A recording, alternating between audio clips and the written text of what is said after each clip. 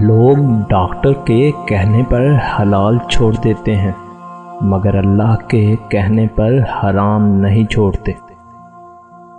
کبھی کبھی ایسا بھی ہوتا ہے کہ سکون کے لیے دوا کی نہیں بلکہ کسی کی دعا کی ضرورت ہوتی ہے۔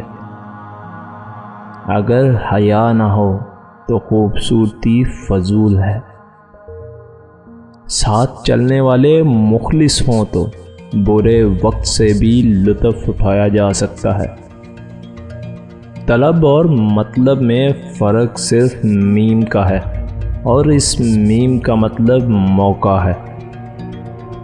عورت ایک مرد کی محبت میں سب کا بھروسہ توڑ دیتی ہے، اور جب مرد کا دل بچ جاتا ہے تو عورت کے منہ پر ایسا تماچا مارتا ہے کہ پھر وہ کسی پر اعتبار نہیں کرتی۔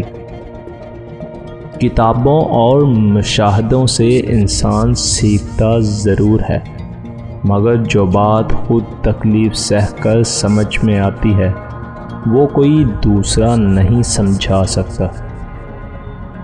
انسان کو ٹوٹنے کے بعد ہی اس بات کا احساس ہوتا ہے کہ اسے جوڑنے کے لیے اپنے رب کی ضرورت ہے۔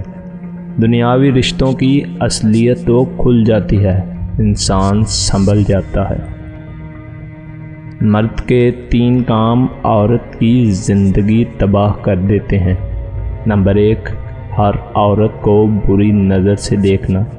نمبر 2، خود کو ہمیشہ صحیح اور اعلیٰ اور دوسروں کو ہمیشہ غلط سمجھنا۔ نمبر 3، بات بات پہ جھوٹ بولنا۔ خدا کرے جو جس کو چاہتا ہے وہ اس کو مل جائے۔ بہت تکلیف دیتی ہے یہ ادھوری محبت بھی۔